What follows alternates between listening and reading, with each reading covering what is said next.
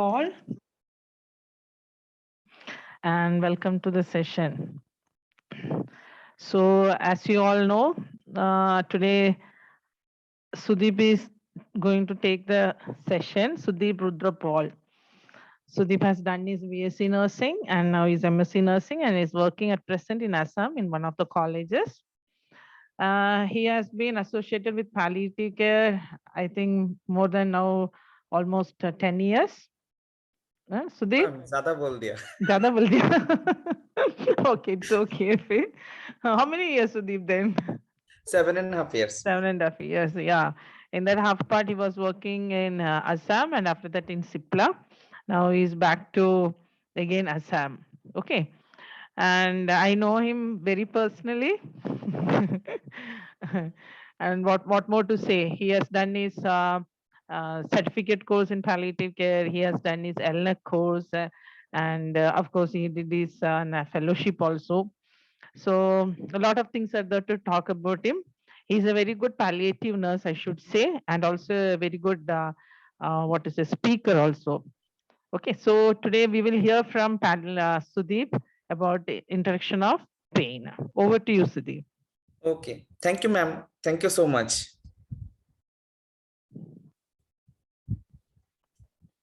so please confirm if you can see my slides Yes, sir, we can see. Can you make it into presentation? Yes, perfect. Perfect. okay uh, so I think everybody can understand Hindi. Yes, sir. Okay, so before starting my presentation I want to just play a game with so I'll like to ask all the participants, please go to the chat box. Okay, so in chat box I'm typing one place name of a place, मतलब एक जगह के नाम में वहां पे type करता हूँ या तो फिर कुछ एक वर्ड में टाइप करूंगा। वो वर्ड अगर पहले बार आप सुनोगे तो आपको क्या याद आता है, ठीक है? ओके सॉरी, हाँ मैंने अगर गोवा टाइप करता हूँ तो आप लोगों को क्या क्या याद आता है?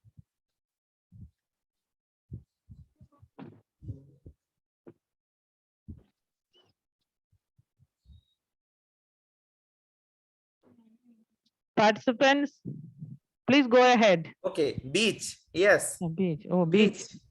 Good.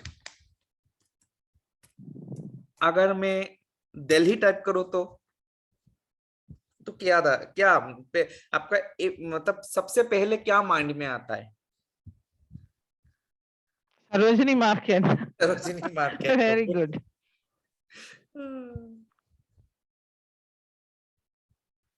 और कुछ?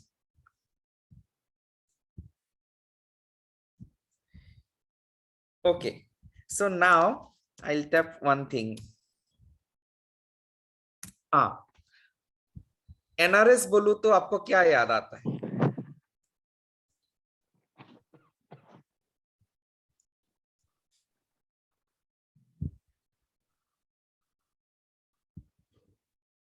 Participants?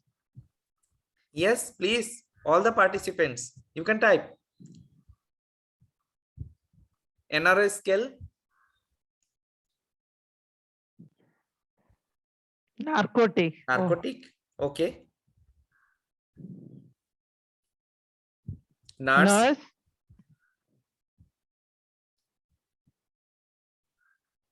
नर्सिंग। नर्सिंग। ओके, तो फिर और एक चीज पूछता हूं तब तो,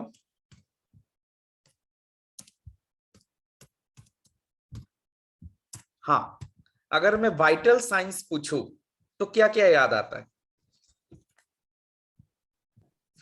TPR and BP. इतना ही? Good. Who is that who answered? TPR, TPR, BP, temperature, respiration, pain. Who pain. is this real line? Realme 7. Somebody is Realme 7. Realme 7, who is that? Yes, please rename, okay? Please rename. Rename. Realme 7, who is the person? आपका नाम चाहिए, real में आपका नाम चाहिए, कौन है ये? आपने जो बीपी, टेम्परेचर, रेस्पिरेशन के नीचे जो पेन लिखा, वो कौन है? आप इंट्रोड्यूस कर सकते हैं खुद को? या Rachna Malviya. Okay okay, thank you, good answer. thank you, good answer. So now I think we are ready to talk regarding pain. Okay,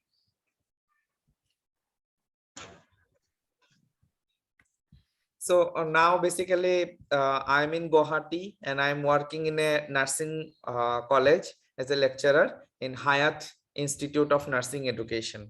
So I'm working as a lecturer of medical surgical nursing there.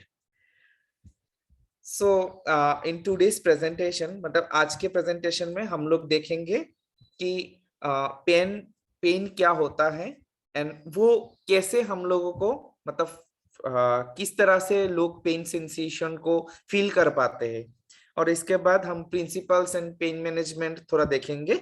इसके बाद सबसे पहले हम जब कुछ काम करने के लिए जाते हैं तो इससे पहले हम लोगों को वो पता करना चाहिए कि एक काम जब हम करने के लिए जाते हैं तो उसमें प्रॉब्लम्स क्या आ सकता है। जब हम लोगों को प्रॉब्लम पता होगा तो प्रॉब्लम से बाहर निकलने के लिए भी तरीका भी हमको पता चलेगा। तो बैरियर्स, क्या क्या बैरियर्स है हम वहां पे देखेंगे, और इसके बाद किस तरह से हम लोग पेन को एसेस कर सकते हैं और साथ में किस तरह से हिस्ट्री लेना चाहिए, वो सब चीज हम इस प्रेजेंटेशन में देखेंगे। अगर मैं इंसिडेंस बोलूं पेन के, तो 75% पेशेंट से भी ज्यादा पेशेंट जो लोग एडवांस स्टेज में होते हैं कोई भी क्रोनिक इलनेस का, वो लोग पेन फील कर पाते हैं एंड वो लोग पेन में होते हैं basically. And pain 70 to 90% people, जो इन लोगों का कैंसर पेशेंट बहुत ही एडवांस में होता है, बहुत ही मेटास्टेसिस हो चुका है, बहुत एडवांस स्टेज में होते हैं, तो 70 to 90% ऐसा पेशेंट को पेन होता है। एंड 60% ऑफ अदर पेशेंट जो नॉन कैंसर पेशेंट है, जैसे कि समझ लो COPD, chronic kidney disease, chronic liver disease, HIV, ऐसा टाइप का पेशेंट जो लोग नॉन कैंसर है, ऐसा 60% पेशेंट में पेन होता है। And approximately 30 to 50% of people cancer pain उन लोग जब ट्रीटमेंट लेते हैं, कैंसर का जब ट्रीटमेंट लेता है रेडियोथेरापी और केमोथेरापी, तब 30 to 50% पेशेंट में वो ट्रीटमेंट इंड्यूस्ड, ट्रीटमेंट के लिए भी उन लोगों को थोड़ा पेन सेंसेशन होता है। एंड बाकी का जो केस है, जो नॉन कैंसर केस है, इसमें 20 to 30% पेशेंट में ट्रीटमेंट रिलेटेड पेन हम लोग नोटिस करते हैं। एंड जितना भी पेन का पेशेंट होता है ना, उसका समझ लीजिए कि मतलब 3 भाग का 2 भाग पेशेंट में हम लोग देखते हैं कि उन लोग सिर्फ एक टाइप का पेन नहीं बोलता है, वो लोग डिफरेंट टाइप्स ऑफ पेन, 2-3 तरीके के पेन एक साथ वो लोग डेवलप करते हैं। एंड पेन आप लोग सबको पता होगा कि पेन आजकल 5th vital science TPR, temperature, pulse, respiration, 3 होता है, एंड 4 नंबर होता है बीपी। ओके, बट 5 नंबर भी आजकल आ चुके हैं, तो वो है पेन। सो इसीलिए हम लोग जितना टाइम पेशेंट के बीपी देखते हैं ना, TPR बीपी चेक करते हैं, वो जब डॉक्टर हमको बोलता है कि सिस्टर और ब्रदर आप प्लीज उन पेशेंट का वाइटल्स चेक कर दो, तो हम लोग क्या करते हैं, TPR और बीपी चेक करते हैं। बट उस टाइम पे हम लोगों को पेशेंट के पेन के बारे में एसेस करना चाहिए। अगर हम लोग पेन का डेफिनेशन देखेंगे तो IASP, Indian Association of Study of Pain, इन लोगों ने एक सिंपल सा डेफिनेशन दिया है, वो है कि pain is an unpleasant sensory and emotional experience associated with actual and potential tissue damage. But going ahead, हम लोगों ने देखा है कि हर बार वो टिश्यू डैमेज होना जरूरी नहीं है। जैसे समझ लीजिए अनएक्सपेक्टेडली मुझे अभी मेरा मम्मी गाली दिया, या फिर मुझे मेरा कोई टीचर गाली दिया unexpectedly, it also hurt me internally, psychologically it hurts me. So वो भी एक तरीके का पेन होता है। सो इसमें कोई टिश्यू डैमेज नहीं हो रहा है, but still I feel pain. So इसीलिए रॉबर्ट ट्वाइक्रॉस एक सिंपल सा सेंटेंस में उसको बयां किया है। उन्होंने बोला कि pain is what the patient और person says that it hurts. तो जो भी हम लोगों को हर्ट करते हैं वही पेन है।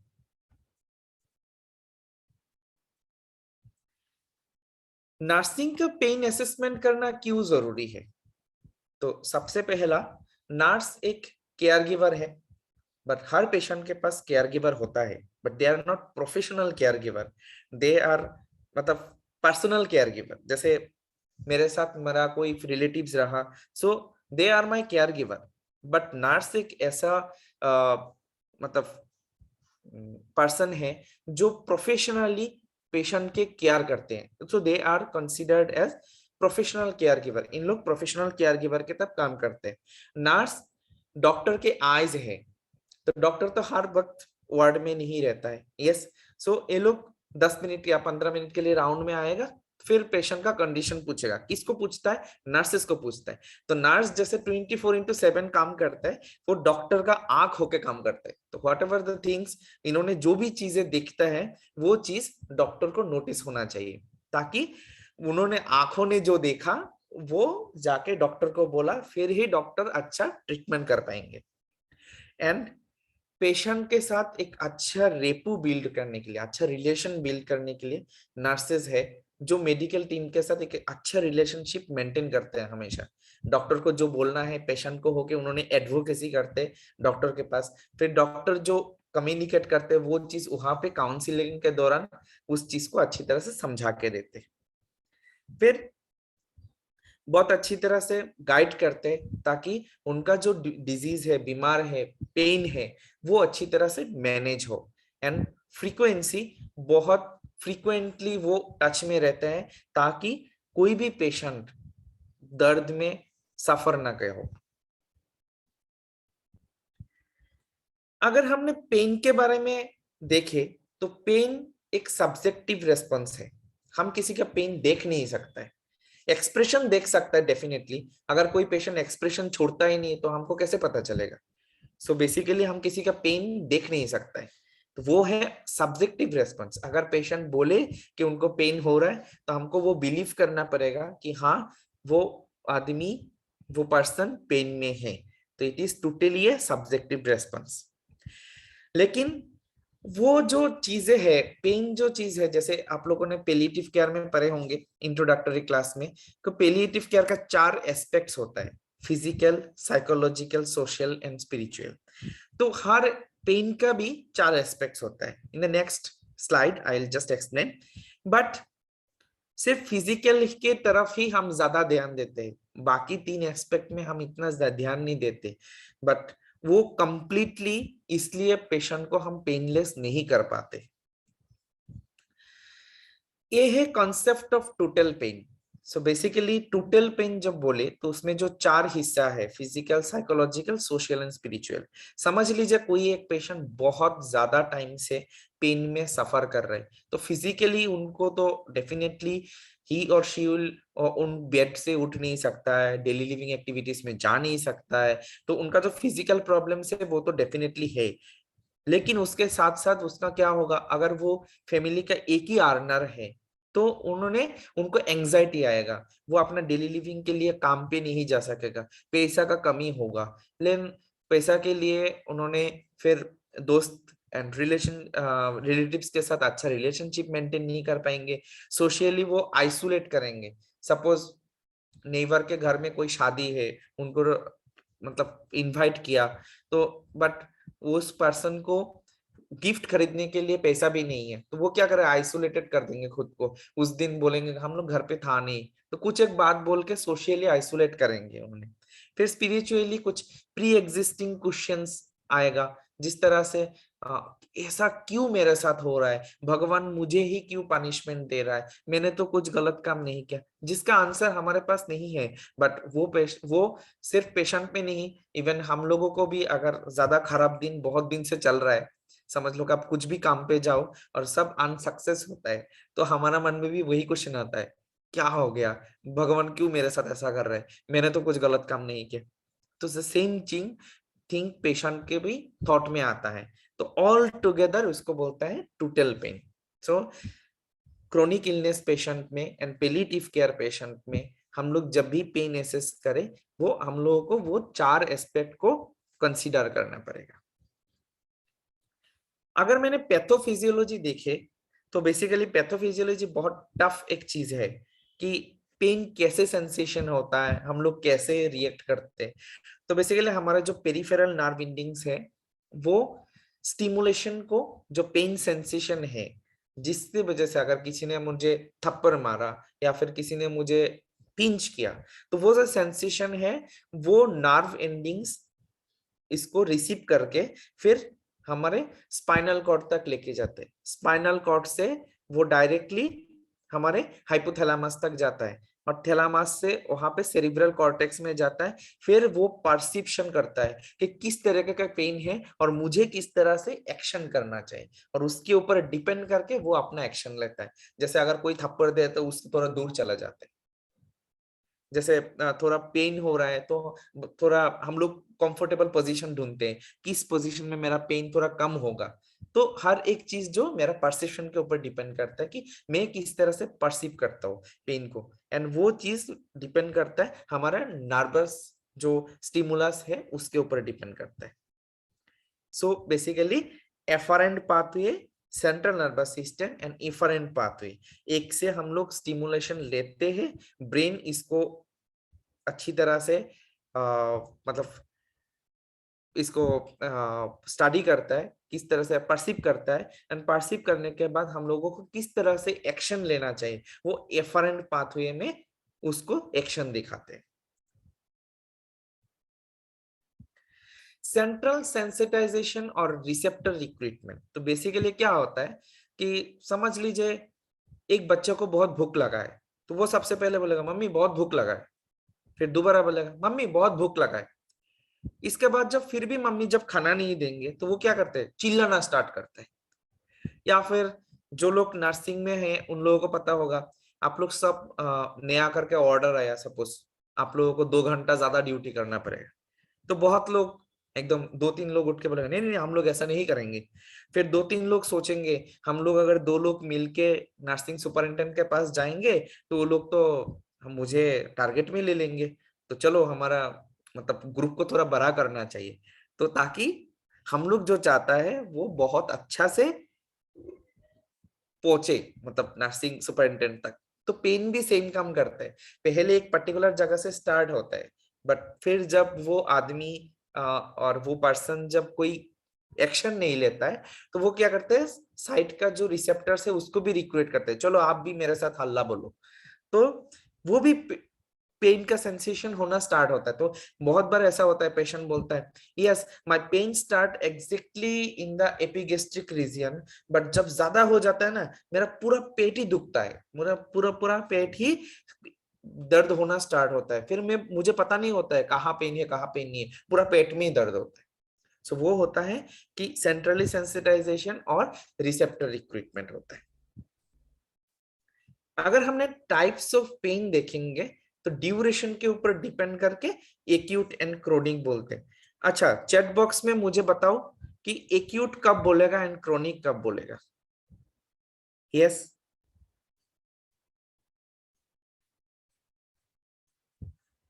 When you will say that, कब आप बोलोगे कि एक्यूट पेन है। पार्टिसिपेंट्स सर यस एक्यूट जो शॉर्ट टर्म होता है और क्रोनिक लॉन्ग टर्म जो होता है। ओके ओके अच्छा बात है, बट शॉर्ट टर्म मतलब कितना दिन, लॉन्ग टर्म मतलब कितना दिन, कुछ तो होगा ना duration. Duration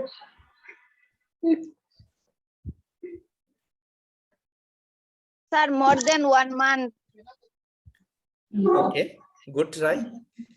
and more than 1 month is acute pain and chronic pain is only for starting 1 week, 2 week like that. क्या क्या क्रोनिक पेन समझा नहीं।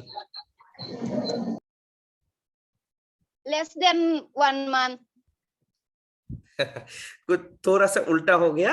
Okay so basically acute pain होता है जो सडन होता है, सडन। तो सडन बोले तो फिर भी उसका एक टाइमलाइन है, 1 month to 3 month ड्यूरेशन का जो भी पेन है, it's considered as acute pain. More than 3 months जब होता है, इट बिकम्स क्रोनिक।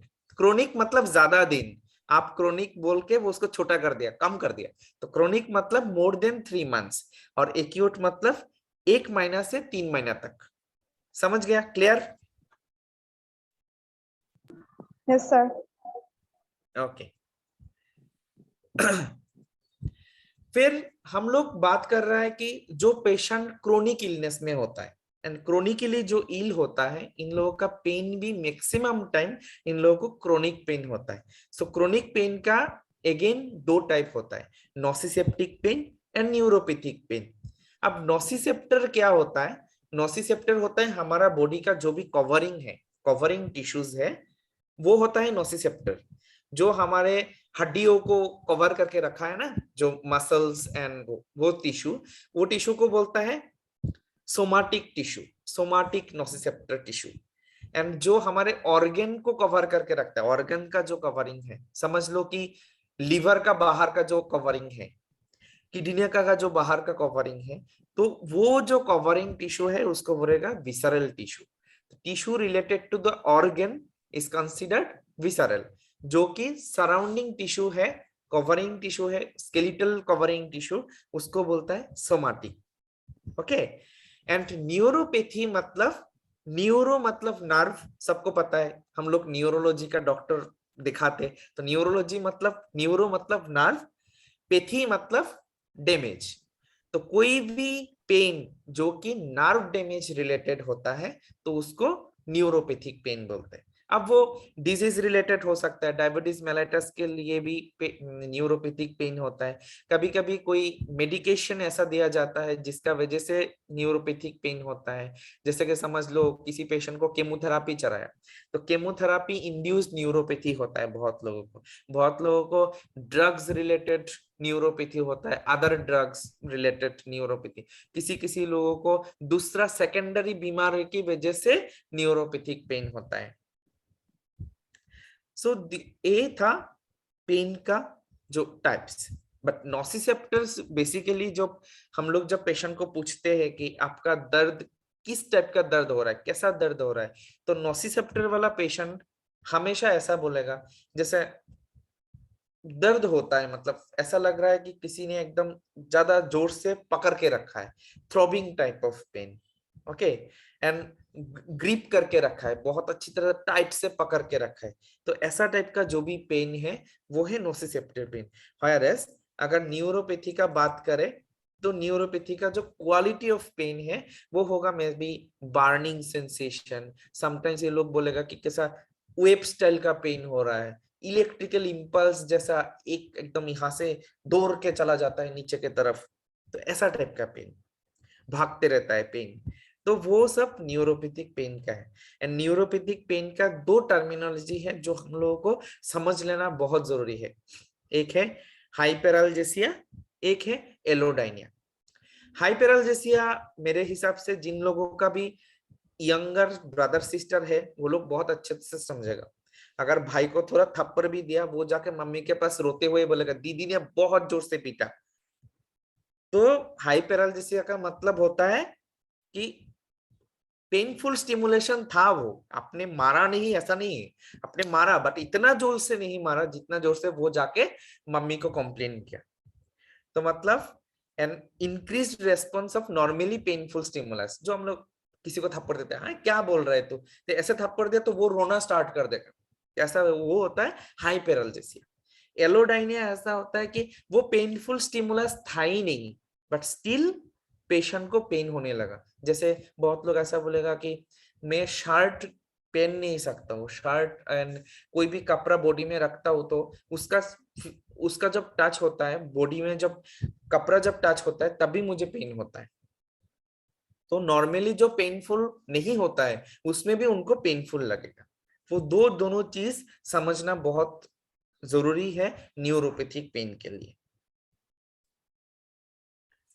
अगर हमने देखा कि इटियोलॉजी क्या होता है, तो बेसिकली पेन क्यों होता है, सो वो अगर देखेंगे तो डिजीज रिलेटेड हो सकता है, मे बी टिश्यू इन्फिल्ट्रेशन, बहुत बार कि उनका ग्रोथ ज्यादा हो रहा है, या तो फिर टिश्यू डैमेज हो रहा है, कंप्रेशन हो रहा है कुछ चीजों के लिए, बोन में स्प्रेड हुआ, या तो फिर पेशेंट का जो क्या बोलता है, अलग से सेकेंडरी कुछ मसल स्पाज्म हो रहा है, लिम्फेडिमा हो रहा है, इंट्राक्रेनियल प्रेशर बार ज्यादा हो गया, फिर हेडेक होने लग गया, तो डिफरेंट डिजीज रिलेटेड हो सकता है। कोमोर्बिडिटीज में भी लो बैक एक, आर्थराइटिक्स, एंजाइना, ट्रोमा, वो कोमोर्बिडिटीज है, पहले था बट अभी फिलहाल पेन नहीं है, मतलब अभी फिलहाल पेन होने के लिए ऐसा कुछ नहीं हुआ, बट पहले बहुत दिन पहले हुआ था, उसका पेन अभी धीरे धीरे बढ़ने लग गया। कभी कभी वो ट्रीटमेंट रिलेटेड, जैसे कि पोस्ट सर्जरी बहुत लोगों को पेन होता है,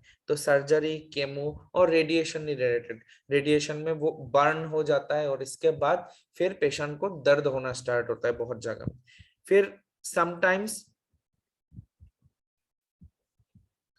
कौन Oppo F9 raised hand?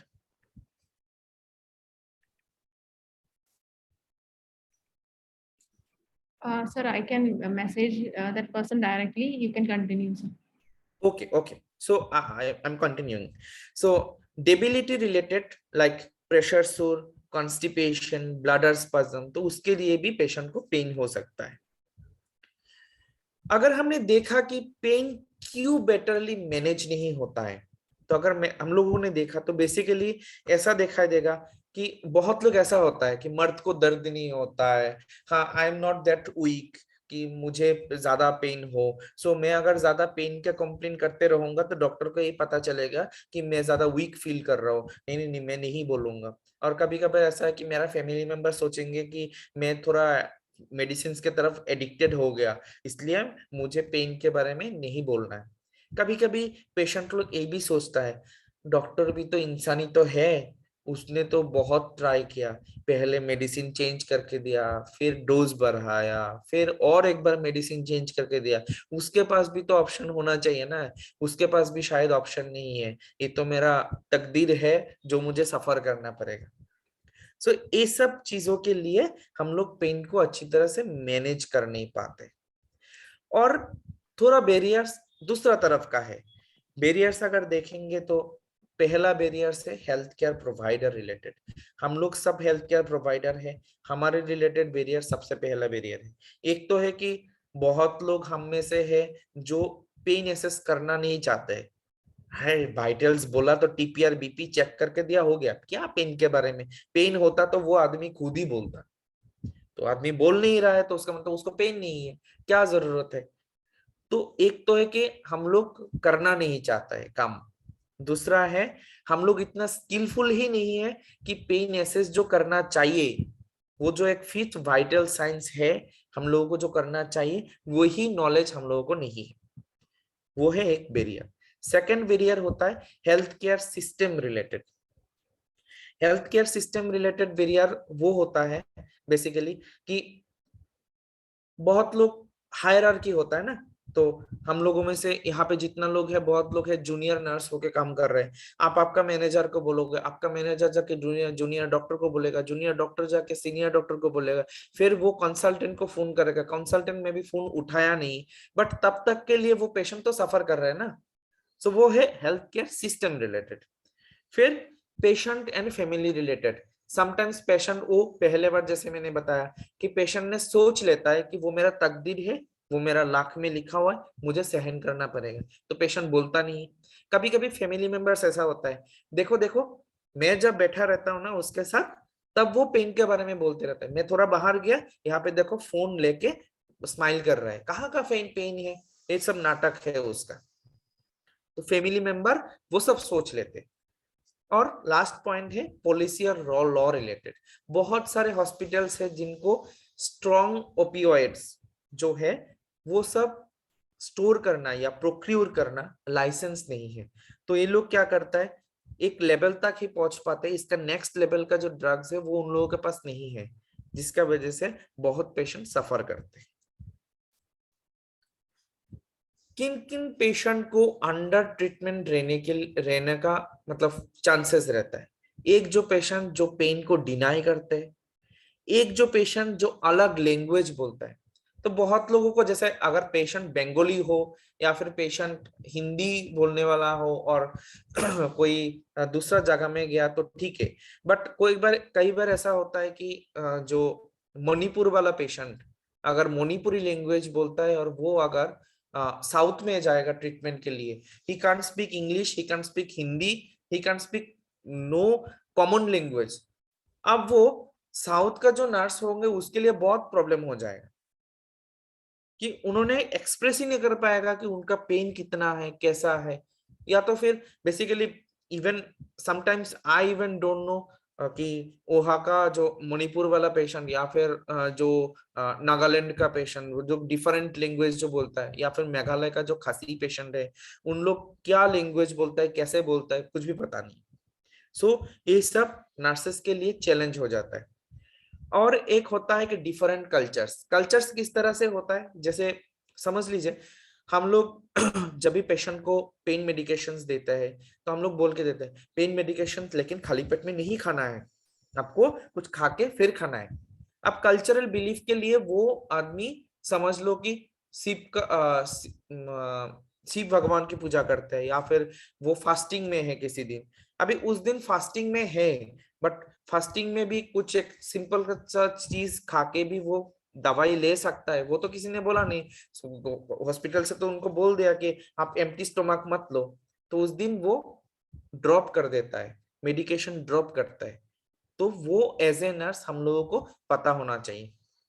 Next, जो पेशेंट नॉन वर्बल है, वर्बलाइज्ड नहीं कर पाता है या फिर कॉग्निटिवली इम्पेयर्ड है, अभी डेलिरियम या डिमेंशिया है, समझ लो अभी बोलेगा ना सिस्टर जी मुझे बहुत पेन हो रहा है, पेन हो रहा है, ओके मेडिकेशन लेके आया, फिर बोला बाबा आपको पेन हो रहा था, एलो मेडिकेशन। कौन बोला पेन है? मुझे पेन नहीं है। अभी बात चेंज करोगे। सो जैसे कि वो सब्जेक्टिव रेस्पॉन्स है, अगर सब्जेक्ट ही उसका बात चेंज कर दे तो और कुछ बचेगा नहीं। तो these are the challenges actually. And sometimes children and older adults, तो जिन लोगों का मतलब ओल्ड एज होने के बाद अगर दांत नहीं है, then sometimes they can not pronounce the things properly, तो उस वो बेसिकली प्रॉब्लम हो जाता है। एंड बच्चों वो लोग समझा नहीं पाता है कि कितना दर्द हो रहा है, कहाँ दर्द हो रहा है, सब लोग समझा नहीं पाता है। एंड बहुत लोग जिन लोगों को मतलब एडिक्टिव जो कुछ एडिक्शन था, तो एडिक्टिव डिजीज में जो लोग रहता है उन लोगों को कंपैरेटिवली थोड़ा पेन मेडिकेशन ज्यादा हाई डोज लगता है। तो इसके बाद हम लोगों को बैरियर पता हो गया। बैरियर जब पता हो गया तो now we can assess the things. अभी असेसमेंट के लिए और एक चीज होता है, जब क्रोनिक इलनेस पेशेंट होता है तो बहुत बार ऐसा होता है कि पेशेंट खुद नहीं आते, पेशेंट का फैमिली मेंबर्स आता है हमारे पास। तो इसके लिए अगर वो सेल्फ रिपोर्ट हुआ तो बहुत अच्छा, बेस्ट है। अगर वो हम लोग बिहेवियर देख के करते हैं तो हर एक का परसेप्शन अलग अलग है। समझ लो कि मैं बाइक खरीदने के बाद 4-5 बार एक्सीडेंट कर चुका, तो मेरे लिए छील जाना कोई बड़ा बात नहीं है।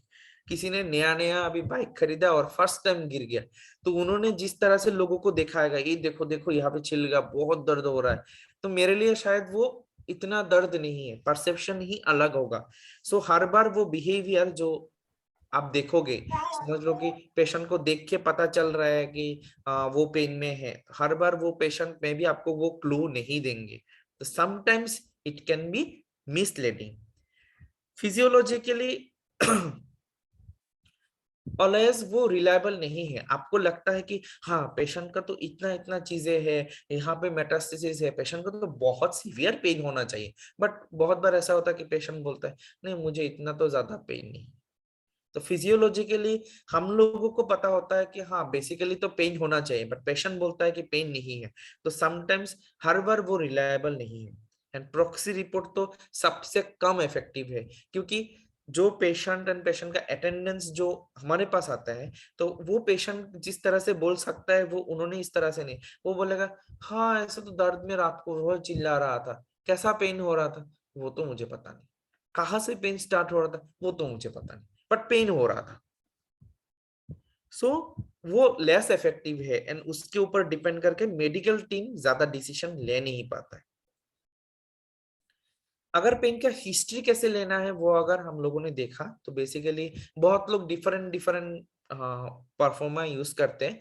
कोई लोग ओल्ड कार्ड यूज करता है, तो कोई कोई OPQRST यूज करते हैं। तो ओ मतलब ऑनसेंट। हमारे पास कोई भी पेशेंट आते हैं तो हम लोग पूछते हैं ना कि आपका दर्द कब से हो रहा है, तो ऑनसेट कब से हो रहा है। ओके।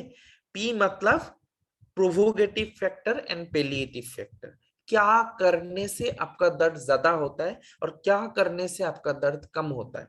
तो बेसिकली आप जब एब्डोमिनल पेन वाला पेशेंट को अगर ये क्वेश्चन पूछोगे तो उन्होंने बोलेगा बेसिकली मैं अगर सीधा होके लेटता हूँ, एब्डोमिनल मसल पे जब स्ट्रेच आता है ना तब ज्यादा हो जाता है, और मैं अगर लीन फॉरवर्ड रहता हूँ तो मेरा पेन कम हो जाता है। तो ये है provocative factor and palliative factor, क्या करने से ज्यादा होता है क्या करने से कम होता है। क्वालिटी में वो बोलेगा कि किस टाइप का पेन है, तो कभी कभी बोलेगा इना काट रहा है अंदर अंदर। कोई लोग बोलेगा ऐसा लगता है कि किसी ने एकदम बड़ा सा एक ईटा लेके मेरा ऊपर में ऐसा करके प्रेस करके रखा है। कोई लोग ऐसा बोलेगा ऐसा लगता है ना अंदर अंदर खुजा रहा है। कोई लोग ऐसा बोलता है बर्निंग हो रहा है ना, पूरा हाथ मेरा बर्निंग हो रहा है, पूरा पाँव मेरा बर्निंग हो रहा है। रात को जब सोता हूँ तो मेरा लिम्ब जो है वो पिलो मतलब ब्लैंकेट से बाहर रखना पड़ता है, इतना बर्निंग है। तो वो क्वालिटी किस टाइप का पेन वो फील कर पा रहे हैं। आर मतलब रेडिएशन, मतलब एक जगह से दूसरा जगह तक पहुंचता है क्या। तो बहुत बार ऐसा होता है, नेक नोट वाला पेशेंट बोलेगा कि यहाँ से तो दर्द स्टार्ट होता है, जब ज्यादा हो जाता है तो यहाँ से ना एकदम सिर दुखने लगता है। तो यहाँ का जो पेन है वो नोसिसेप्टिक है, बट यहाँ से जो यहाँ तक गया वो न्यूरोपैथिक कंपोनेंट भी एक साथ जमा हुआ है। तो हम लोग पहले स्लाइड में देखा था कि वो 2/3 of patient 2 types of pain एक साथ में कंबाइनली वो लोग डेवलप करते हैं। तो ऐसा है कि नोसिसेप्टिक भी है न्यूरोपैथिक भी। एस मतलब सीवियरिटी, हम लोग जो भी स्केल्स यूज करते हैं फर्स्ट टाइम एसेस करने के लिए, हर बार असेसमेंट के लिए हमको वही स्केल यूज करना चाहिए फॉर एग्जैक्ट रिजल्ट। अब अगर पेशेंट का कंडीशन में डिटोरिएट हुआ वो अलग बात है, बट अदर देन दैट हम लोग को सेम स्केल यूज करना चाहिए ताकि पता चले कि हमारा ट्रीटमेंट कितना इफेक्टिव है। तो वो स्केल्स जो हम यूज करते हैं उसमें सीवियरिटी पता चलता है। टी मतलब टी में 3 चीज होता है, एक है टेम्पोरल फैक्टर, दूसरा है टाइमिंग, तीसरा है कि ट्रीटमेंट कुछ चल रहा था क्या। तो टेम्पोरल फैक्टर है, बहुत पेशेंट ऐसा बोला हाँ डॉक्टर साहब ऐसा तो मेरा पेन अच्छा है, बट सुबह सुबह जब मैं बिस्तर से सडनली उठने के लिए कोशिश करता हूँ ना तब भी मेरा बहुत ज्यादा पेन होता है, और उसके बाद धीरे धीरे वो पेन 1 घंटा में फिर सेटल्ड भी हो जाता है। तो दैट इज टेम्पोरल फैक्टर, जिसको इंसिडेंटल पेन भी बोलता है। और फिर टाइमिंग, बहुत लोग ऐसा है कि शाम को ना हर दिन 4 से 5 के बीच में मेरा पेन आता है, वो है टाइमिंग। कोई लोग बोलेगा कि नहीं नहीं मुझे बीच बीच में आता है, ऑन एंड ऑफ आते रहता है।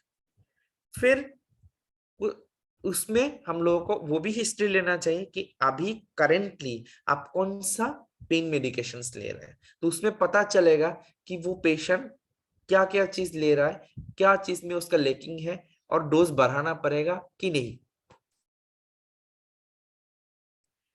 अब चैट बॉक्स ओपन कीजिए और मुझे एक क्वेश्चन का आंसर दीजिए। किसको किसको लगता है कि हर तरीके का पेन ही सफरिंग है, सब पेन सफरिंग है, किसको लगता है?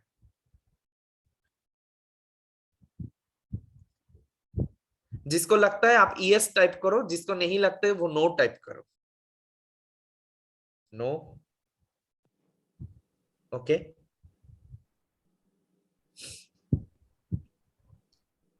और एक जन ही दिया है, बाकी लोग कहाँ है? Yes, okay. फिर यस, यस, ओके। सो बहुत सारा यस आ रहा है और कुछ लोग नहीं दे रहा है, तो मतलब वो लोग कंफ्यूज्ड है, यस भी नहीं नो भी नहीं, बीच में फंसा हुआ है। तो बेसिकली हर टाइप का पेन सफरिंग नहीं होता है। अब देखो पहले वाला पिक्चर में देखो, the lady is making tattoo, basically tattoo बनाना एक पेनफुल प्रोसीड्यूर है, यस, बट वो देखो उसका चेहरा देखो, वो सफर कर रही है क्या? नहीं, सफर नहीं कर रहे, वो खुश है। 2 दिन के बाद ये मेरा ब्यूटी में एनहेंस करेंगे। सेकंड वाला पिक्चर देखो, शी मस्ट बी टेकिंग, देखो रेड कलर की है, तो बेसिकली मल्टीविटामिन इंजेक्शन ऐसा होता है, और मल्टीविटामिन इंजेक्शन ना बहुत पेनफुल इंजेक्शन होता है, okay, but she is taking it for betterment, okay. So उनको पता है कि अगर मैंने इंजेक्शन अच्छी तरह से डोज टू डोज लिया तो मेरा बीमार अच्छा हो जाएगा।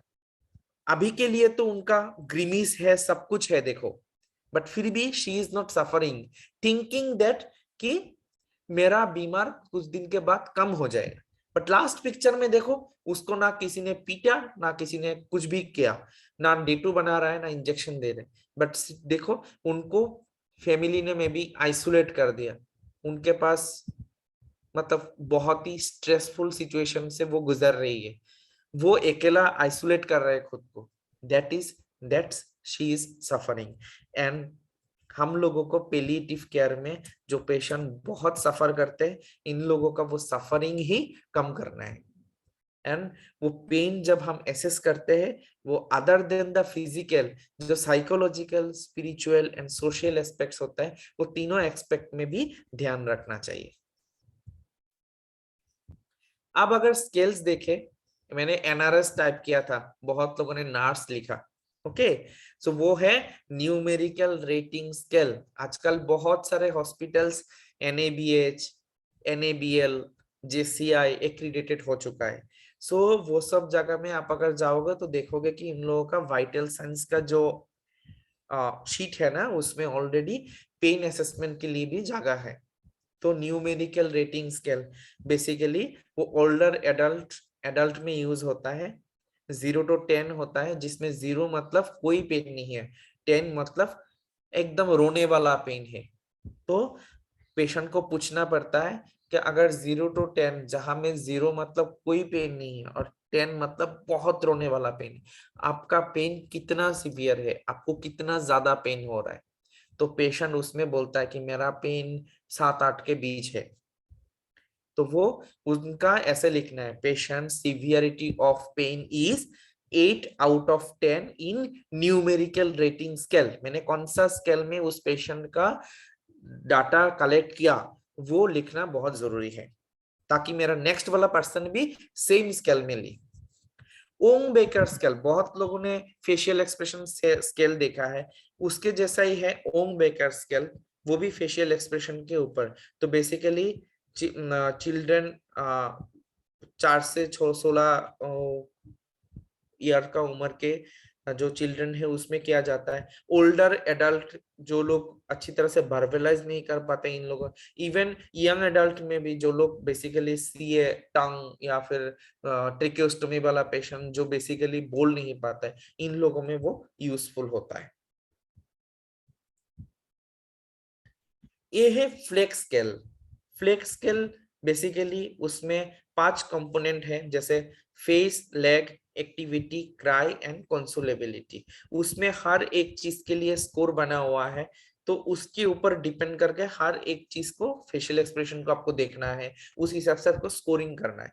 और वो स्कोरिंग बेसिकली यूज होता है 1 year to 5 years of old children में, बट बेसिकली 4 साल तक ही करता है। 5 साल के बच्चा बोल सकता है, जो बच्चा बेसिकली बोल नहीं सकता है अच्छा से, इन लोगों के लिए वो यूज होता है। तो वो 1 to 5 years।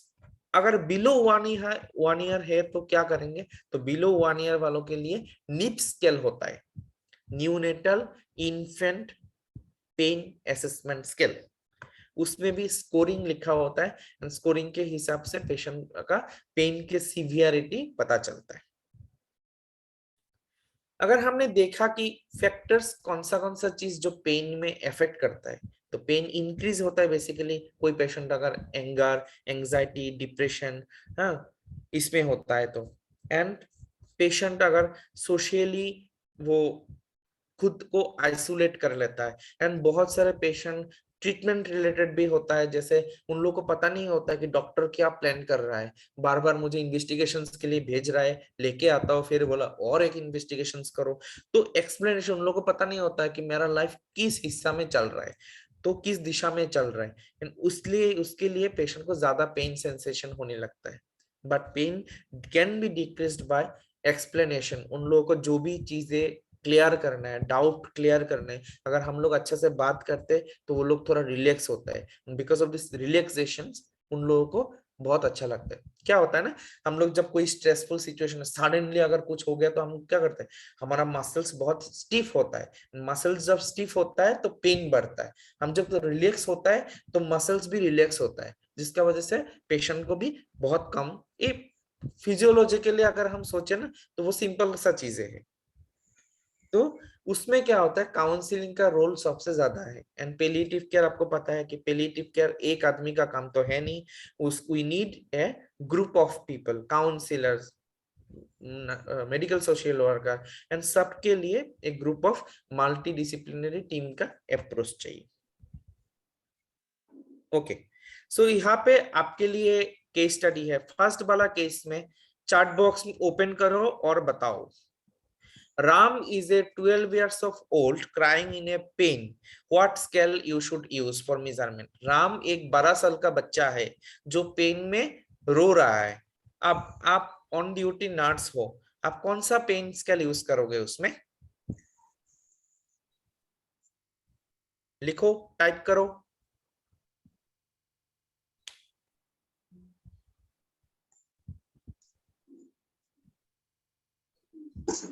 Hello participants, please type. कौन सा स्केल यूज करोगे? Face scale, okay. और कोई?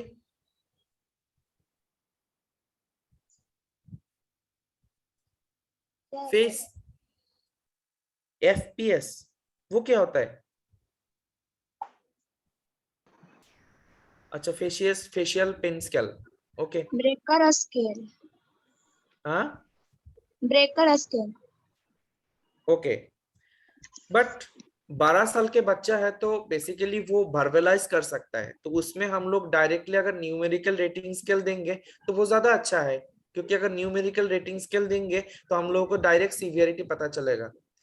देखा था ना उसमें कि अगर हम लोग किसी का बिहेवियर से पता करते हैं तो उसमें कुछ कई जगह में हम लोगों को मिसलीड हो सकता है।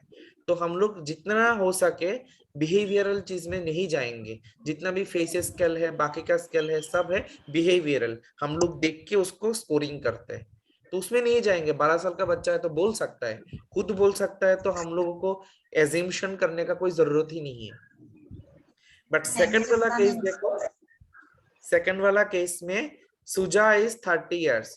तो सुजा 30 इयर्स का एक लेडी है जो ओरल कैंसर से सफरिंग कर रहा है, बट उनको पेन हो रहा है। अब ओरल कैंसर है तो वो बोल नहीं पाएगी, तो वहां पे हम लोग उनको फेशियल पेन स्केल में स्कोर कर सकते हैं। समझे? यस ग्रुप, समझ में आए?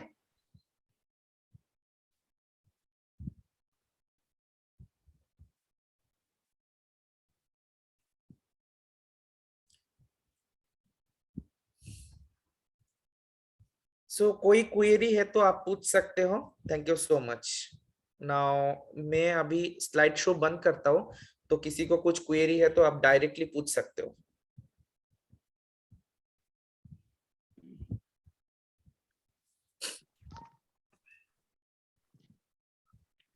Participants, if you have any questions, please go ahead. सबसे बड़ा बात तो ये है कि मैक्सिमम लोग कैमरा ऑफ करके बैठे हुए हैं, एंड आप लोग उसका नाम भी रीनेम नहीं किया, तो हम लोगों को पता भी नहीं चलेगा कि आपका नाम क्या है और आप सुन रहे हो कि नहीं। ये सब सेशंस है ना, बहुत जरूरी सेशंस है। Sudhir sir, can I add something? Yeah, sure, sure. Yes, yes, Yeah. sure.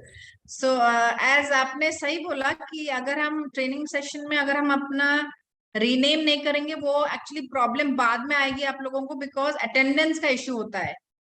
और अगर एक ही नाम से आप कोई 2 या 3 जने पार्टिसिपेंट है, प्लीज चैट बॉक्स में लिख दीजिए, क्योंकि हमको लगेगा जैसे कि for example there is one Pammi Kumari, suppose हमको लग रहा है कि वो अकेली हैं, लेकिन उनके मोबाइल से या लैपटॉप से कोई और 2 जने पार्टिसिपेंट्स है, तो वो प्लीज आप ट्रेनिंग टीम के लिए आसानी होगी, आप उसको चैट बॉक्स में मेंशन कीजिए अटेंडेंस के लिए। और दूसरी बात, जैसे सर ने बोला, जब सेशन चलता है तो थोड़ा सा आप इंटरेक्शन बढ़ाने के लिए अगर बीच बीच में आप वीडियो ऑन करेंगे तो ज्यादा अच्छा रहेगा।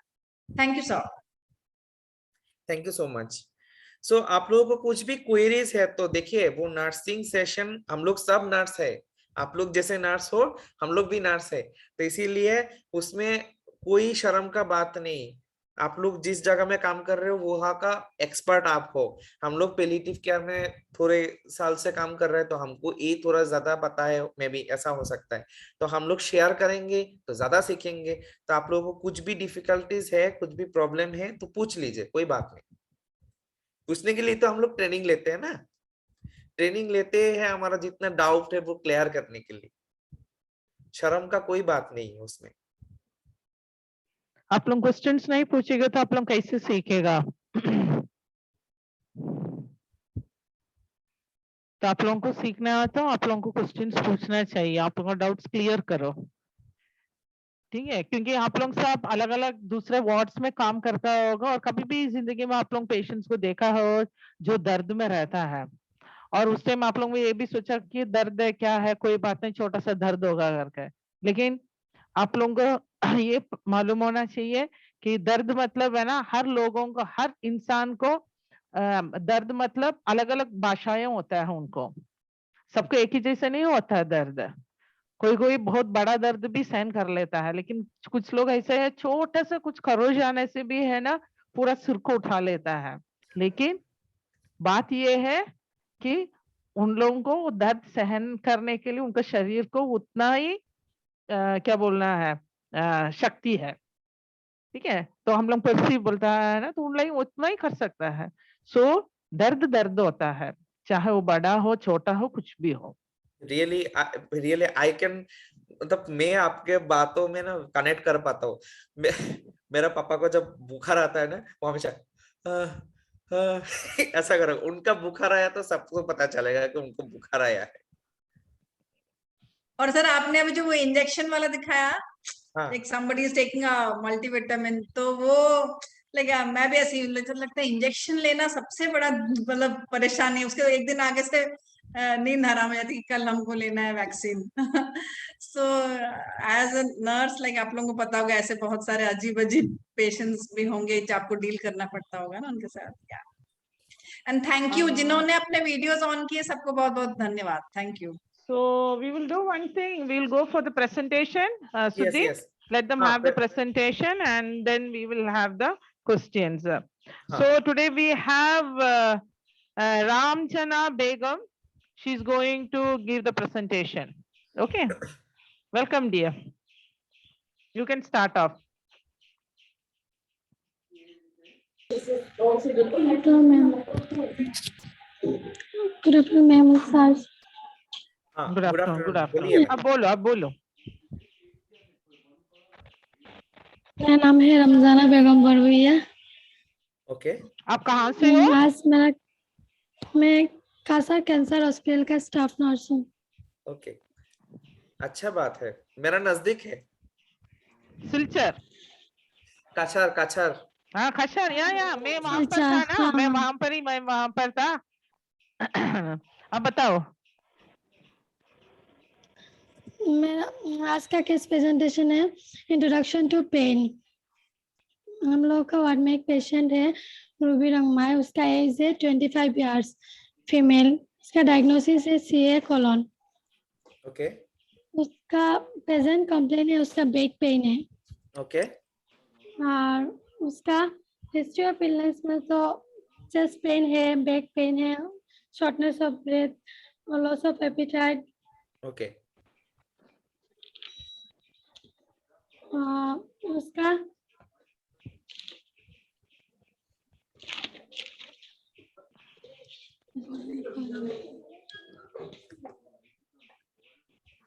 एग्जामिनेशन, तो सर मैंने ये एग्जामिनेशन ना दूसरा होना था, मैंने अलग क्लिक दिया। वो CBC ECG X-ray blood grouping, ESG, कैप्टी, ये सब मतलब एग्जामिनेशन में। ओके, कोई बात नहीं। ठीक है, अभी ठीक है, जो ठीक है, करेक्ट ठीक है, अभी तो जो आगे करेक्ट चलो। वाला है हाँ वो बता दीजिए। हाँ, बता दीजिए, बता दो, जो भी बात है बता दो। हाँ, उसके बाद उसके बाद पर्सनल हिस्ट्री में तो उसका कोई प्रॉब्लम नहीं है, हाइपरटेंशन, डायबिटीज, मेंस्ट्रुअल साइकिल सब कुछ उसका ठीक है। फैमिली हिस्ट्री भी कोई डिजीज नहीं है। ओके और दूसरा है उसका ट्रीटमेंट और सिग्निफिकेंट इन्वेस्टिगेशन। उसका initiative plan 4 cycle capecitabine oxalic 6 cycle complete हो गया है। ओके उसके बाद उसका सर्जरी हुआ है 7 सितंबर को 2021 को, ovary tumour and colon. Okay. तो आपने लिखा है सीए कोलन, तो उनको ओवेरियन ट्यूमर भी है। हाँ CA colon with ovarian tumour, ऐसा है क्या? हाँ सर। ओके हम लोग का वार्ड में, हम लोग का हॉस्पिटल में एडमिशन हुआ था 21 मार्च को 2021 ओके। एडमिशन हुआ। उसके आप अगर और हिंदी छोड़ के अगर आसामीज में कंफर्टेबल हो तो आसामीज भी बोल सकता। मैं অসমীয়া বুঝি পাও। आप अगर बंगाली यूज करना चाहते हो वो भी करो, जैसे आप कंफर्टेबल। फिर बताओ और क्या नेक्स्ट क्या है। Slide, next slide. हाँ, तो मेडिकेशन उसका में टेबलेट पैरासीटामोल, एक टेबलेट पैरासीटामोल 1 ग्राम 1 ग्राम 1 ग्राम TDS करके चल रहा है। आइबुप्रोफेन 400 mg TDS करके चल रहा है वो। अच्छा, एंड बिसाकोडाइल 2 टेबलेट रात को। ठीक है, next one. yes, okay, main main concern concern है पेन। पेन। ओके, तो आप बताइए अभी। ठीक है, इतना ही तो है। हाँ, आप ओके। स्लाइड शो आप बंद कर दो। आप स्लाइड शो बंद कर दो। Let's it open for all. अच्छा, बाकी लोग क्या क्या बोलना चाहता है इसमें? या फर्स्ट, सबसे पहले क्वेश्चन ये है, मैं खुद पूछूंगी क्वेश्चन। पेन तो एक कंसर्न है, आपने भी लिखा है, हाँ, ठीक हाँ, है। उसके अलावा ये जो पेशेंट, इसका एज है 26 इयर्स, है ना। yes. बहुत ही 5 कम years। उम्र का पेशेंट है, ठीक है। शादीशुदा है क्या? जी हाँ, शादीशुदा है। शादीशुदा भी है, शादीशुदा एक भी है। बच्चा बच्चे भी है, कुछ है? 4 साल एक बच्चा भी है, बच्चा। एक बच्चा भी है। अच्छा, ठीक है। बच्चा का कितना साल है? 4 years। 4 इयर्स, ठीक है। सो सबसे पहले पेन एक साइड में है, ठीक है। ये पेन के अलावा ये पेशेंट को और कुछ प्रॉब्लम हो सकता है पेन के सांस अलावा? लेने में सांस लेने में तकलीफ होता हाँ, है सांस उसको। लेने में तकलीफ है। और चेस्ट पेन होता है हम्म, और कुछ नहीं। हाँ अब रंजन, देखो, ये तो पूरा आपने फिजिकल प्रॉब्लम्स बता रहा पेशेंट का, मैम ने है ना, बार बार शारीरिक। मैम ने आपको पूछा भी कि उनका शादी हो गया क्या। So other than the physical problem और भी क्या और इश्यूज भी है? क्या इश्यूज है? शारीरिक प्रॉब्लम होता है, याद है हम लोग इंट्रोडक्शन में क्या बता रहा था? एक इंसान को सिर्फ शारीरिक नहीं है, मानसिक प्रॉब्लम होगा, सामूहिक प्रॉब्लम होगा, और उसका फाइनेंशियल, है ना, आत्मीय प्रॉब्लम भी हो सकता है। ये सब हो सकता है। इसमें मेरे को ये पूछने से पहले ये पता करना है, रामजना, आपने कभी पेशेंट के साथ बैठ के बात किया है? इसमें हम बात किया है। तो पेशेंट ने आपसे क्या बात किया? ये छोड़ दो, दर्द वगैरह, उसके अलावा पेशेंट को और कुछ प्रॉब्लम?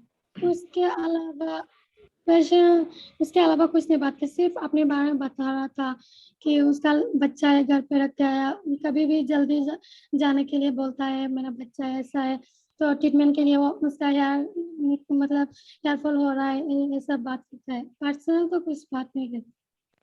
आपने कभी पूछा, मतलब उसका पेन के अलावा और कोई प्रॉब्लम है करके कभी पूछ के देखा? जैसे कि उसको नींद आता है क्या पेशेंट को ठीक से? हाँ, नींद आता है। नींद वगैरह आता है क्या? है पेशेंट को मालूम है कि पेशेंट को कैंसर है करके? हाँ, मालूम है उसको। मालूम है।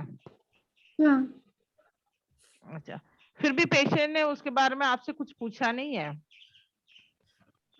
नहीं, उसने मुझे पूछा था क्या केमो देने के बाद क्यों मुझे इतना प्रॉब्लम क्यों हो रहा है, पहले ऐसा तो नहीं हुआ, ऐसा क्यों हो रहा है, मेरा हेयर फॉल भी हो रहा है ज्यादा, तो ये सब भी बताया मैंने।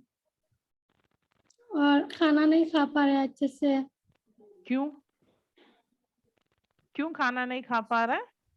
उसको खाने में मतलब इंटरेस्ट नहीं है, ऐसे खाना अच्छा नहीं लगता उसको। क्यों ऐसे होगा?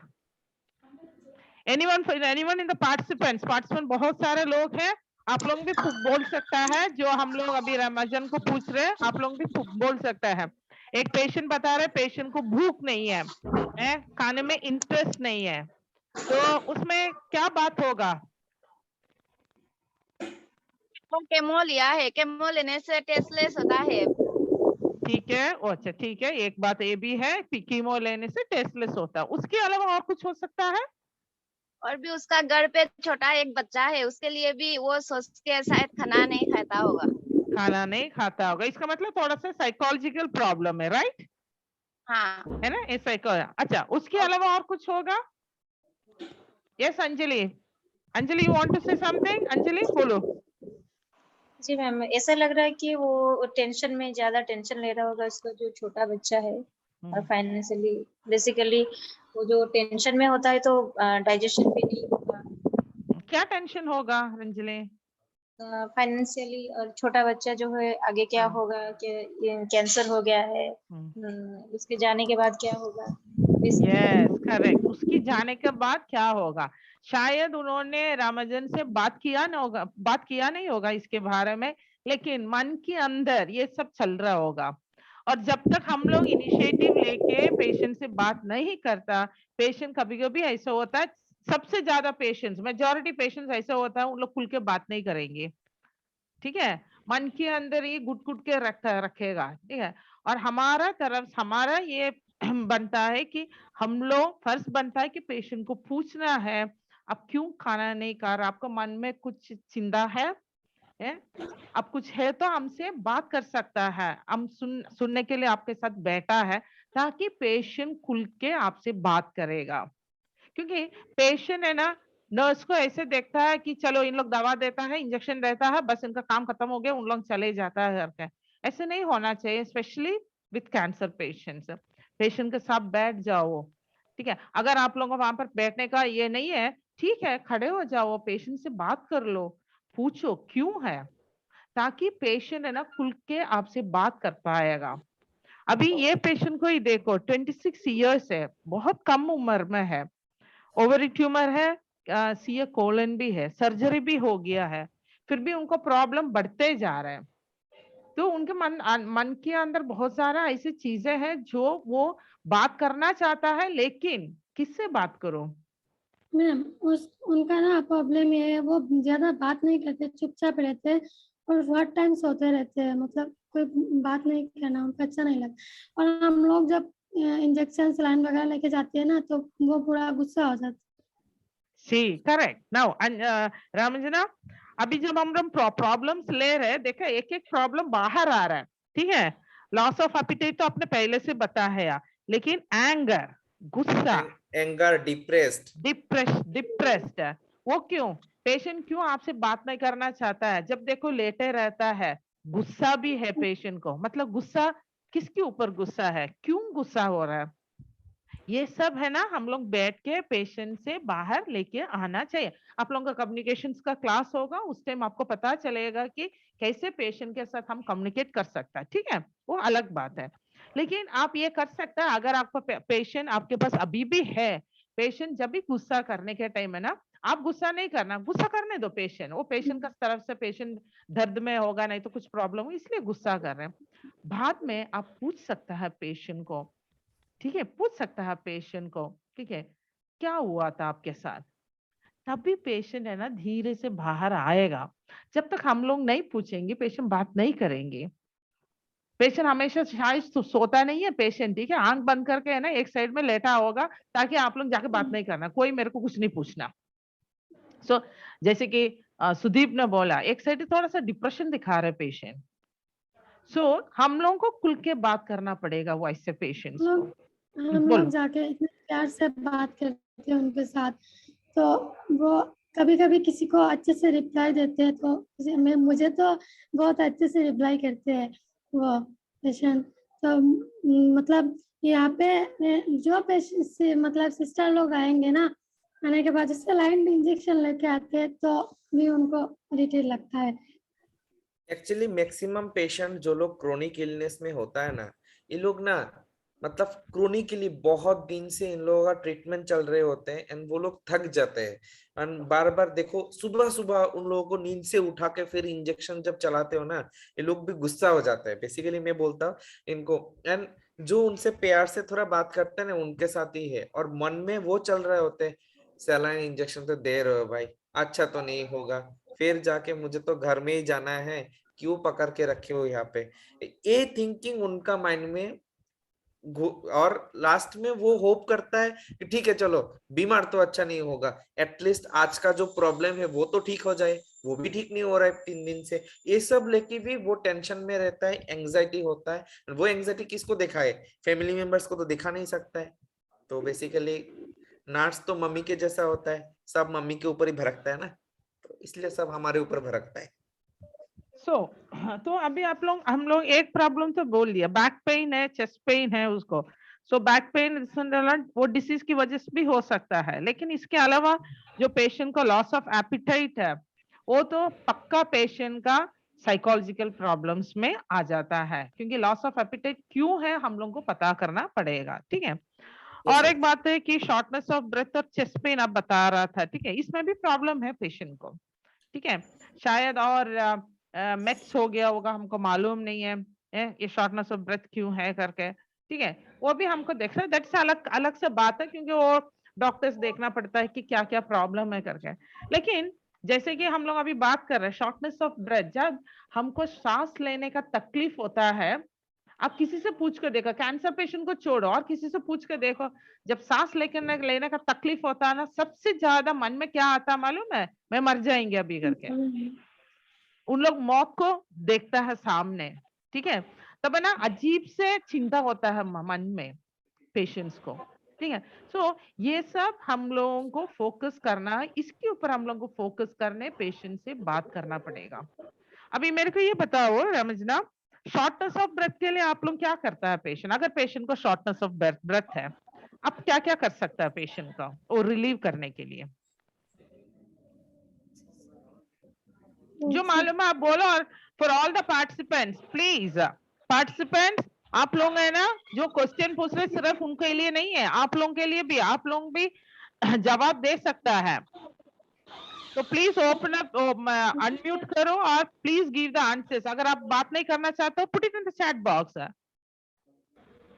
मैम मेरे हिसाब से नाम लेके बोलने से शायद अच्छा होगा, क्योंकि वो हाँ ना, डी generalize- के ASSDDH सब लिखा है, मेरे को मालूम भी नहीं है। अच्छा, दीपा कुमार, दीपा कुमार,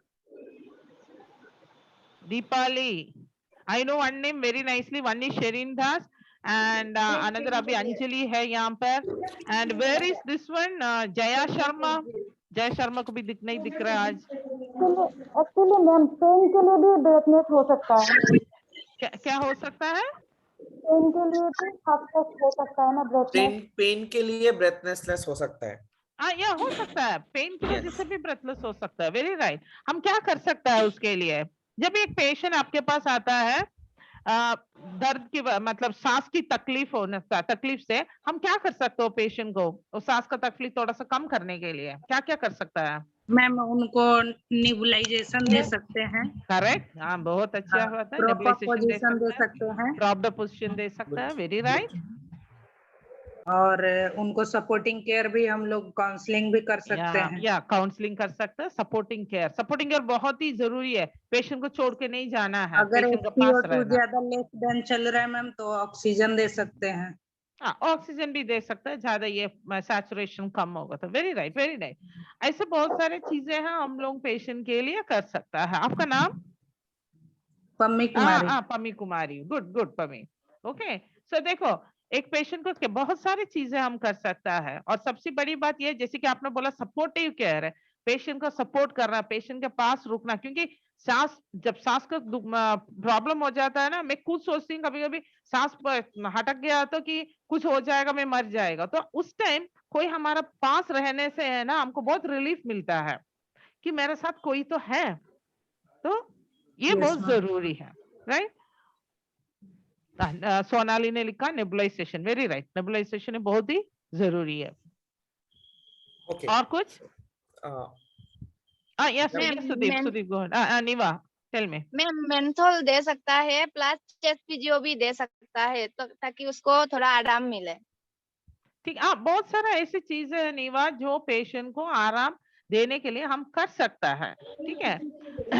मैं इसलिए, लेकिन यहाँ पर मुद्दा ये है कि ये पेशेंट को शॉर्टनेस ऑफ ब्रेथ है, करेक्ट, चेस्ट पेन है, लॉस ऑफ एनर्जी, इसके अलावा जैसे हम लोग साइकोलॉजिकल प्रॉब्लम के बारे में बात किया, ड्यू टू एंग्जाइटी भी शॉर्टनेस ऑफ ब्रेथ हो सकता है पेशेंट्स को, तो हम मैम, लोग को बोलो मैम अगर ज्यादा पेन होने से हम लोग मॉर्फिन दे सकता है ना? दे सकता है, एंड पेशेंट तो वैसे ही कैंसर सेंटर में है, ठीक है। अभी क्या सिर्फ रामजना को मालूम है कौन देख रहे हैं वहां पर क्या है। रामजना, पेशेंट को पैलिएटिव केयर में डॉक्टर इकबाल देख रहे हैं क्या पेशेंट को? डॉक्टर इकबाल का भी इलाज हो रहा है क्या ये पेशेंट को? एक्चुअली मैम क्या होता है ना, अगर पैलिएटिव पेशेंट नहीं होता, पैलिएटिव केयर पेशेंट होने से ही इकबाल का रिव्यू होगा। अगर ज्यादा पेन कंट्रोल नहीं होता है तब हम लोग सारे लोग डॉक्टर रेफर करता है पेन मैनेजमेंट के लिए सर के पास भेजते हैं। अच्छा, मतलब सब कुछ मतलब हो गया है, हम लोग पैरासिटामोल दे दिया, आइबुप्रोफेन दे दिया है, मॉर्फिन दे दिया है, गाबापेंटिन भी दे दिया है, उसके बाद भी पेन कंट्रोल नहीं हो रहा है तब मतलब डॉक्टर रिव्यू करता है पेन मैनेजमेंट के लिए। अच्छा, ये पेशेंट को अभी तो बता रहा था पैरासिटामोल और ब्रूफेन दे रहा है, उसकी वो लेने के बाद भी पेशेंट को दर्द कम नहीं हो रहा है मैम? रामजना बोलो। अभी कम है बोला। अच्छा, अभी कम है, अच्छा ठीक है। Okay, so basically, I think Madam has already mentioned about the other aspects of pain, but वहाँ पे और एक अगर physically देखा गया तो मैं एक चीज just करना चाहता हूँ। ऐसा वाला पेशेंट में जो basically CA ovary with ovarian mass, जब पेशेंट लॉस ऑफ एपेटाइट का कंप्लेन करता है, उसमें हम लोगों को बाउल हैबिट का हिस्ट्री लेना चाहिए बेसिकली। बोल दिया बिसाकोडिल दे रहे पेशेंट को, बहुत Yes. जरूरी है। So ovarian कैंसर में ओवेरियन मास जब लार्ज इंटेस्टाइन में कंप्रेस करके रखता है, so if the patient is not passing the stool, it can be a cause of breathlessness, again it can be a cause of loss of appetite, it can be a cause of the pain also. So all three things can be a precipitating factor by the CA ovary. So that history, to take that history is very essential. ये patient को bisacodyl किस लिए दे रहा है रामंजना? क्योंकि morphine के बारे में लिखा नहीं है। हाँ सर, मॉर्फिन के अच्छे से प्रिपेयर मॉर्फिन देता है ना, इसलिए देना पड़ता है। अच्छा, तो इसका मतलब ये पेशेंट मॉर्फिन में है? हाँ, मॉर्फिन देते हैं मैम। ये पेशेंट को मॉर्फिन दिया है, इसलिए आपने क्योंकि इसमें ये आपने इसमें मेंशन नहीं किया है ना, इसलिए हमको मालूम नहीं पड़ा। ठीक है, तो पेशेंट को शायद पेशेंट को कॉन्स्टिपेशन होगा, इसलिए patient is already in bisacodyl. ठीक है। अच्छा, इसके अलावा रिसेंटली स्टार्ट किया है क्या मॉर्फिन? एक्चुअली में मॉर्फिन तो उसको SOS में देता है, इसलिए शायद उसने ये ऐड नहीं किया है। अच्छा, SOS दे रहा है। ओके।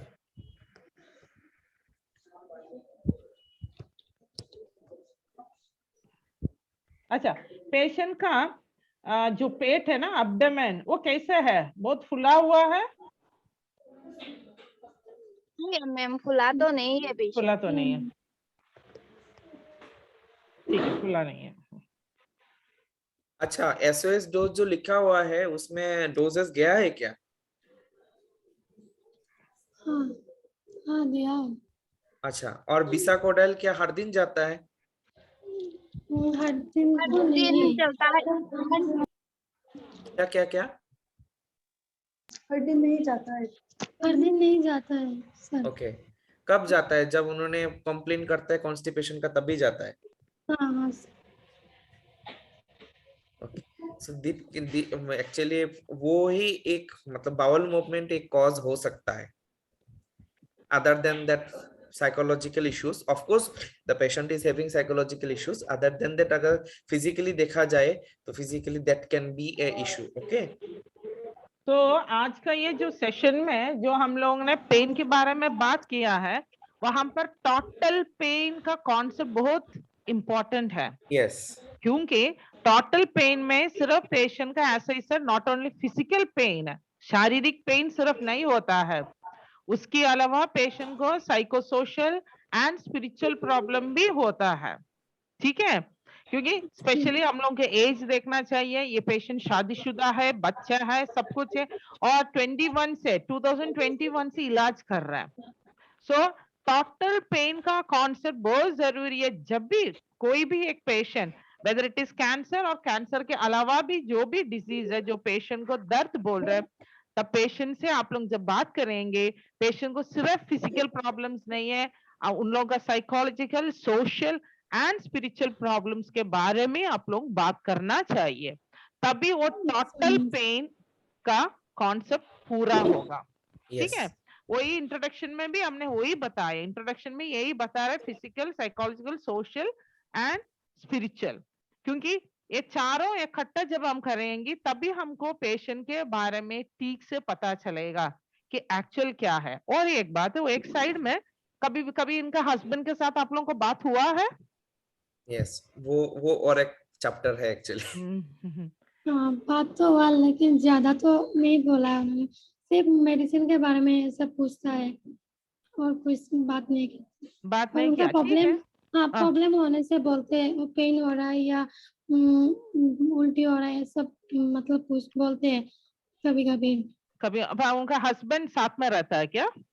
हाँ साथ में, उनका वो हस्बैंड पुलिस साथ में ऑफिसर रहता में। है? नहीं नहीं, वो तो अच्छा बात है, लेकिन ये काम करना है। देखो सिर्फ ये पेशेंट नहीं रहा जना, जितना भी पेशेंट आपको वहां पर है, जब भी आप लोग बात करने के टाइम पेशेंट का बाईस्टैंडर को बिठा कर पेशेंट का बाईस्टैंडर के साथ भी बात करना है, क्योंकि जितना पेशेंट सफर कर रहा है उतना पेशेंट का फैमिली भी सफर करता होगा। अभी इनको देखो, पेशेंट को सिर्फ 26 ईयर्स है, हस्बैंड को भी ज्यादा का ज्यादा 30 साल कुछ होगा, बच्चे को देखभाल करना। 28 years। हाँ 28 ईयर्स, देखो वो भी छोटा है, तो जिंदगी में बहुत कुछ उन लोग आगे सोचा होगा, लेकिन इतना जल्दी ये प्रॉब्लम हो गया ना, सो हस्बैंड को भी साइकोसोशल प्रॉब्लम्स रहेगा, ठीक है, उनको भी फाइनेंशियल प्रॉब्लम होगा, उनको स्पिरिचुअल प्रॉब्लम्स होगा, तो उनसे भी हम लोग को बात करना बहुत जरूरी है, क्योंकि साथ साथ वो भी तो सफर कर रहा है ना। सो हम लोग ने याद है इंट्रोडक्शन में, quality of life of the patient and family. जब पेशेंट को दर्द होता है, पेशेंट का साथ में जो रहता है उनको भी दर्द होता है, लेकिन वो दर्द क्या क्या है? मानसिक दर्द होता है। ठीक है, सो जितना आप लोग पेशेंट को सपोर्ट कर रहे हैं, उतना ही आप पेशेंट का फैमिली को भी सपोर्ट करना है, वो बहुत ही जरूरी बात है। पेशेंट को भी, पेशेंट का फैमिली को भी तो मालूम होना चाहिए है ना, और उनको भी शेयर करने के लिए बहुत कुछ होगा। वो आदमी पक्का, मैंने 100% में ये बोल सकती हूँ कि वो पेशेंट का हस्बैंड है ना, उनको बहुत प्रॉब्लम्स होगा, लेकिन कोई बात नहीं किया होगा, तो इसलिए वो खोला नहीं, अपना मन खोल के आप लोगों से बात नहीं किया होगा। तो कभी जब भी ये पेशेंट आता है ना, प्लीज थोड़ा टाइम उनका हस्बैंड के साथ स्पेंड करो, बात करो, बच्चे को कौन देखभाल कर रहे, वो खाना खाता है कि नहीं, उनके अलावा और कोई है इनका देखभाल करने के लिए, यानी घर में उनका माँ बाप, नहीं तो ये पेशेंट का माँ बाप कोई है कि नहीं ना, ये सब अब पूछना चाहता है, तभी पेशेंट है ना थोड़ा सा खुल के आप लोगों से बात करेगा, और थोड़ा सा उसका भी ना वो एंग्जाइटी, टेंशन है ना, थोड़ा सा कम होगा। नहीं तो ऐसे ही चलते रहेगा, वो भी किससे बात करेंगे, किससे बोलेंगे ये सब बातें, सिर्फ आप मैम लोग है वहां पर। बोलो। एक्चुअली वो लोग मतलब रंगमाई है ना, वो ट्राइबल है, तो हम लोगों से ये मतलब उन लोगों को अच्छे से हिंदी भी नहीं आता है ना, तो उन लोगों का लैंग्वेज में बात करते हैं। हम लोग जो हिंदी में थोड़ा थोड़ा हम लोग को आता है, तो वैसे ही बात करते हैं, जितना भी बात नहीं करते। क्या उनका भाषा क्या है फिर? ट्राइबल है उन लोग का। अच्छा ट्राइबल, अच्छा टाइप ठीक है ट्राइबल है, लेकिन बंगाली है, आसामीज है, कौन सी भाषा है? पेशेंट बंगाली है क्या? नागा नागा। रोंगमाई है मैम। ओ नागालैंड पेशेंट है, नागास है। ओ हाँ अच्छा ठीक है हेलो हेलो मैम, हाँ बोलो। ऐसे कोई बात नहीं मैम, जो भी लैंग्वेज का है ना, तो हॉस्पिटल में सब अवेलेबल होता है, रोंगमाई भी हाँ है। वही तो मैं बोलने वाला था, क्योंकि मैंने तो खचार में आया था, खचार कैंसर सेंटर में, वहां पर तो पूरा नॉर्थ ईस्ट पड़ा हुआ है, सब हाँ लोग मैम, हैं वहां पर। काउंसलिंग की जरूरत पड़ता है तो सार बुला लेता है, उसी को बुलाओ, उसको बुलाओ, उसके साथ बात करो, उसमें हम लोग पता कर लेते हैं। मतलब बात, मतलब कोई भी अगर प्रॉब्लम हो उसका लैंग्वेज में हम लोग उसको मतलब बात कर लेते हैं, कोई भी सिस्टर को बुला के। हम लोग का रोंगमाई बहुत ज्यादा है सिस्टर। और तो वो आप एक्चुअली रमजाना पेशेंट का कोलोस्टोमी है क्या? अच्छा वो बताया नहीं है रामजना, जी। पेशेंट को कोलोस्टमी है क्या? नहीं अच्छा भी। नहीं, नहीं मैम। अच्छा ठीक है अच्छा कोलोस्टमी कुछ किया नहीं है। सो आज का इसमें रामजना, इतना तो हमने बहुत सारी चीजें के बारे में हम लोग बात किया था। इसमें आपको क्या लगा कि अभी कल पेशेंट वहां पर है? नहीं है मैम। पेशेंट नहीं है, पेशेंट अच्छा। नेक्स्ट टाइम जब भी ये पेशेंट आता है ना, थोड़ा सा टाइम स्पेंड करके वो पेशेंट से बात कर लो, ठीक है? हेलो ठीक है अच्छा। तो इसके पहले हाँ बोलो बोलो।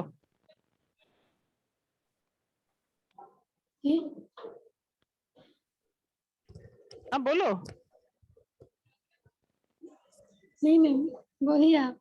अच्छा मेरे को ये बताना, this is for all the participants, जब भी आप लोग केस प्रेजेंटेशन लिखता है, पेशेंट का पर्सनल हिस्ट्री, पास्ट हिस्ट्री, जो भी है पेशेंट्स को ठीक से आप लोग पूछो, जो भी दवा मिल रहा है ये सब है ना, अच्छा से। अगर आप लोगों को टाइप करने में मुश्किल होता है, बेटर आप लोग ये काम करो, अच्छा से लिख कर है ना आप पैलियम में भेज देना, ठीक है? और इतना लेट नहीं रहना, पहले से आप भेजने से ना हमको भी पता चलेगा कि केस क्या है करके, क्योंकि हर पेशेंट को कुछ ना कुछ प्रॉब्लम्स होगा, तो वो सब खुल के आप लोग बात करने से ही बाहर आ जाएगा, ठीक है? और रमजाना तो इतना तो मालूम है, लेकिन मेरे ख्याल से रमजाना थोड़ा सा खुल के बात करने में थोड़ा सा प्रॉब्लम रखता है ठीक है? आपने शायद पेशेंट से बात किया होगा, जैसे भी लैंग्वेज का प्रॉब्लम आपने बोला है, वो तो रहेगा, लेकिन लैंग्वेज के साथ हम कम्युनिकेशन में बताया पेशेंट को नॉन वर्बल मीन्स भी रहता है। आपको पेशेंट को देख के, आप जैसे कि आपने बोला पेशेंट गुस्सा है करके, आपको कैसे पता चला पेशेंट को गुस्सा है? मतलब बात करने में ना वो और फेस में भी दिखता है, तो मतलब इरिटेट ऐसा लग रहा है उसको। लगता है देखा। सो पेशेंट्स को ये हमको नॉन वर्बली भी पेशेंट्स का प्रॉब्लम हमको पता होना चाहिए, नहीं कि मालूम होना चाहिए। जैसे कि आपको पता चला पेशेंट इरिटेटेड है, पेशेंट गुस्सा है, that is non verbal means है, ठीक है? तो ये सब बहुत ही अच्छी बात है। तो ये सब पार्टिसिपेंट्स के लिए है, आप लोग जो भी केसेस प्रेजेंट कर रहे हैं अच्छा से लिख कर, नहीं तो टाइप करके आप भेजना है सभी पॉइंट्स, और आप लोगों को डिस्कशन में कौन सी पॉइंट्स चाहिए वो पॉइंट्स भी आप हाईलाइट करके रखना है, ठीक है? तभी हमको पता, जैसे कि डिस्कशन पॉइंट देने से अच्छा होता है कि हम उसके ऊपर बात करें, और आपको जो मतलब लगा कि हाँ एक केस में हम लोग ये भी चीज क्या कर सकते थे, तो वो एक क्वेरी टाइप का आता है, एंड हम यहाँ पे सॉल्व कर सकते हैं चीजों को, ठीक है? और किसी को कुछ पूछना है, कोई डाउट्स कुछ? एनीवन? नीवा? No ma'am. हाँ पूछ लो।